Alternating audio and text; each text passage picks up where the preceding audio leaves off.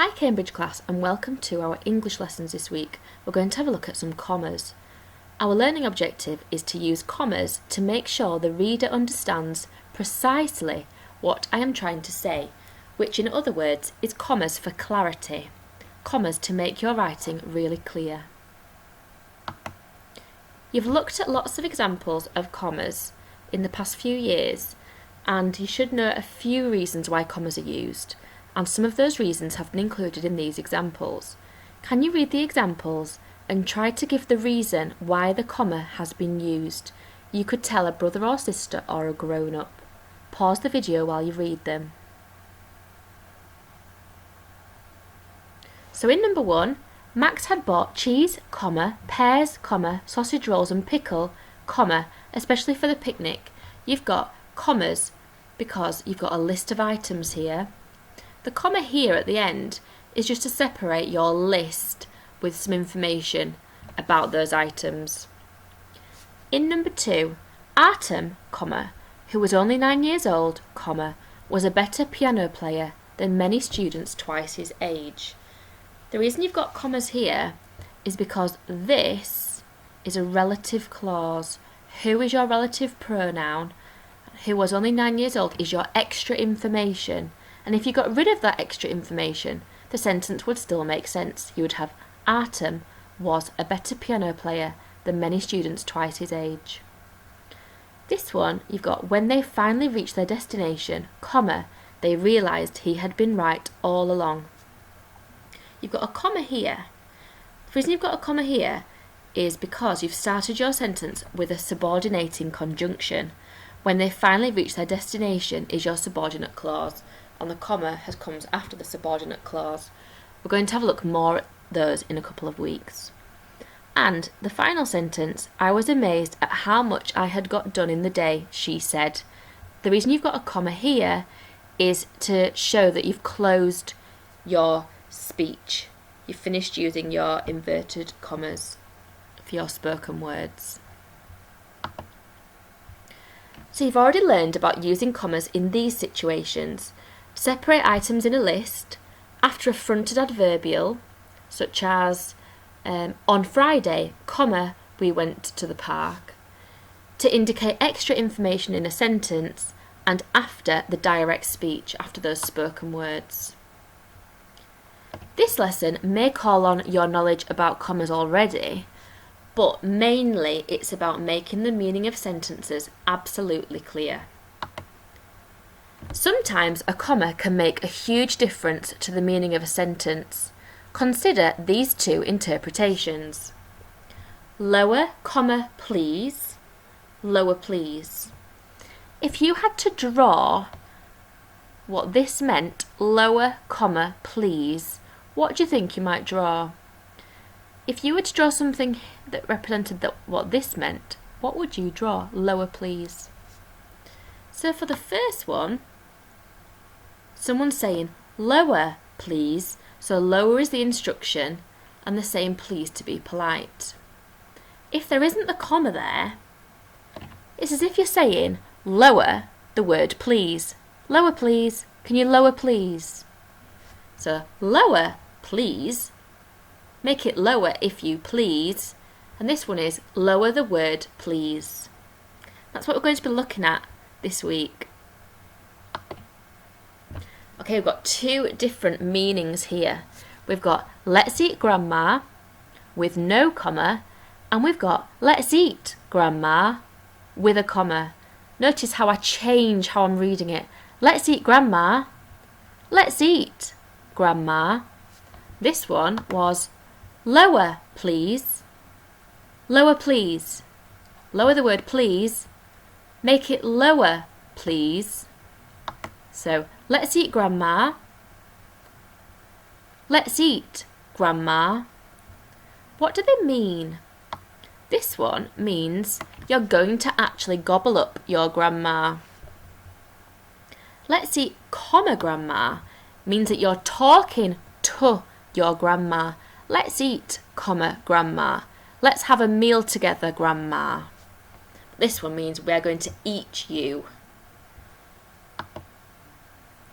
What do these mean? The first one, I love baking my family and my friends. This one, I love baking, comma, my family and my friends. What do they mean? Okay, so if somebody said, tell me what your hobbies are. You said, I like baking, I like my family, I like my friends. It's going to be this one. This one makes out that you actually want to bake, as in put your family in the oven and bake them. And you like your friends. So I like to bake my family and I like my friends. I like to bake, I like my family and I like my friends. So as you can see, the comma is really, really important. Let's discuss the difference in the meaning between these two sentences. First one, look at the pink zebra crossing. Second one, look at the pink zebra crossing. What do they each mean, and what would you draw in each situation? So look at the pink zebra crossing. Look at the pink zebra, comma, crossing. Have a discussion with a family member or a brother or sister about what they each mean, and if you had to draw a picture, what would you draw? Pause the video while you do this. Okay, for this one, what you need to imagine is, think about a zebra crossing, a part of the road where you can cross over. It's got black road and white lines going across, but instead of the white lines, it's going to be the pink lines. So you've got a zebra crossing that's normally black and white, but instead it's got some pink on it, so it's a pink zebra crossing. This one, I'm picturing a pink zebra that is crossing the road. So the comma separates the crossing from the pink zebra. So the zebra is pink and it's crossing the road. There's two different sentences here.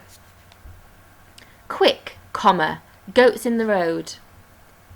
Second one, quick goats in the road. So what do they each mean? Quick, comma, goats in the road. Quick goats in the road.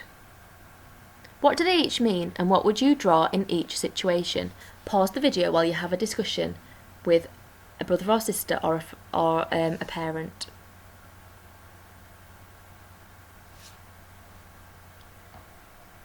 Okay, so this one is you need to be quick because there are goats in the middle of the road. You need to be quick.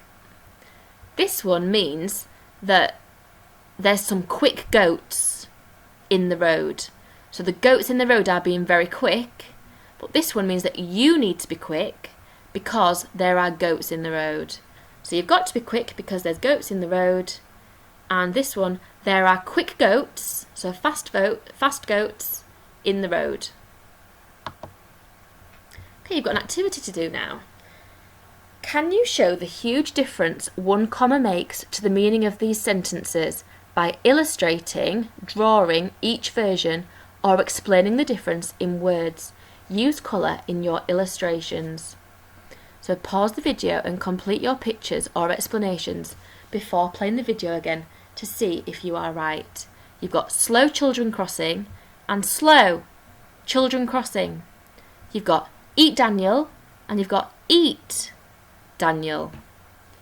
So pause the video and then we'll go over the answers.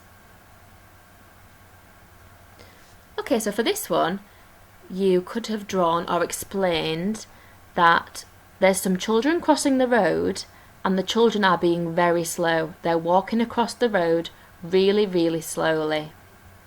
This one means you've got to be slow because there are children crossing the road. So maybe a car has got to be slow because there's children crossing the road.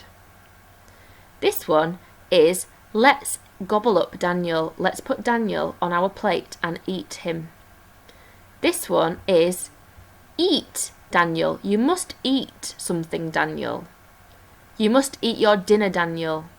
So you're talking to Daniel here. But here, you're going to eat Daniel. How did you get on? Okay, now try these. Look at that blue, comma, bearded man. Look at that blue bearded man. Think about what he looks like, what colour he is in this one, and what's a different colour in this one. Most of the time travellers take the bus. Most of the time, travellers take the bus. Edward tickled the boy with a bunch of carrots. Edward tickled the boy with a bunch of carrots. Think about who has the carrots in each sentence. Pause the video while you either draw or write an explanation about what they mean.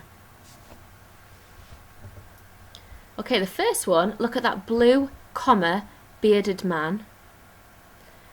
We do know that a comma separates two items that are in a list. So the man is blue and bearded. So he's a man that's all blue, his skin's blue, and he's got a beard. But over here, we've got a blue beard. He's got a blue beard. So over here, he's blue and he is bearded. He's a blue man and he's got a beard. But over here, he's got a blue beard. He's a man with a blue beard. So the rest of him is just his normal colour, but his beard is blue. Over here, we have got most of the time travellers take the bus. So you've got a lot of time travellers, and most of the group of time travellers get the bus. But on this one, you've got most of the time travellers take the bus.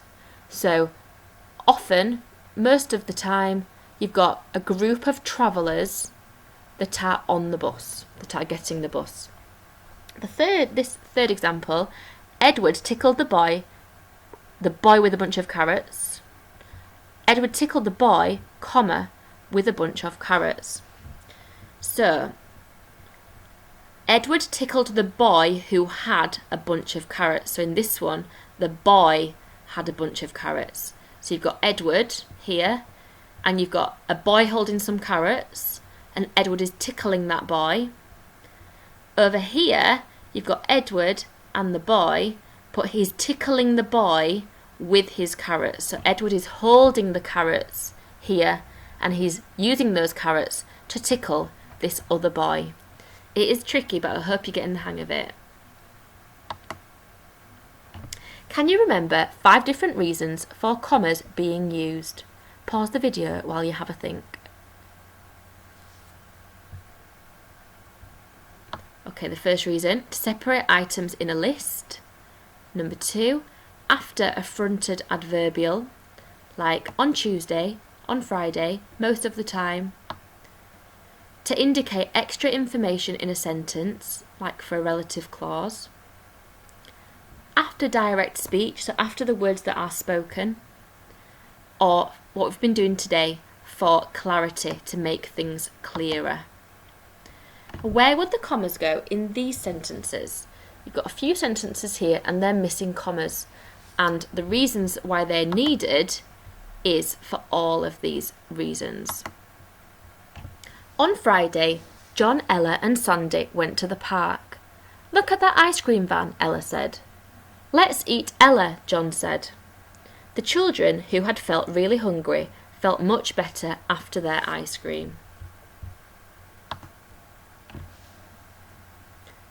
So what I'd like you to do is write out this section and put in the commas that are needed to make it clear for your fronted adverbials, after your direct speech, after your lists, and see if you can find them all. Pause the video while you do it. Okay, so you should have 7 commas altogether. If you haven't, pause the video again and see where you can add some more commas. Okay, we've got on Friday, that's a fronted adverbial. So we must have a comma after Friday. On Friday, comma, John, Ella and Sandy went to the park. If I don't have a comma here, then it means that the person is called John Ella. So one person's called John Ella and the second person's called Sandy. So I must have a comma there to show that I've got 3 people. John, Ella and Sandy went to the park. That's 2 commas so far. Look at that ice cream van, Ella said. So we need a comma after the direct speech. That's 3 commas so far. Let's eat Ella, John said. Now they don't want to eat Ella, they want to eat the ice cream. So John's saying to Ella, let's eat. So we need a comma after let's eat. And we need a comma after the direct speech. So we've got 1, 2, 3, 4, 5 commas so far. The children, who had felt really hungry, felt much better after their ice cream. So in there I've got a relative clause. I've got that extra information where if I remove the extra information, the sentence would still make sense. The children, comma, who had felt really hungry, comma, felt much better after their ice cream. If I got rid of that, it would say the children felt much better after their ice cream, which would still make sense. So they are the 7 commas. Well done. We'll have a look at some more comma work tomorrow.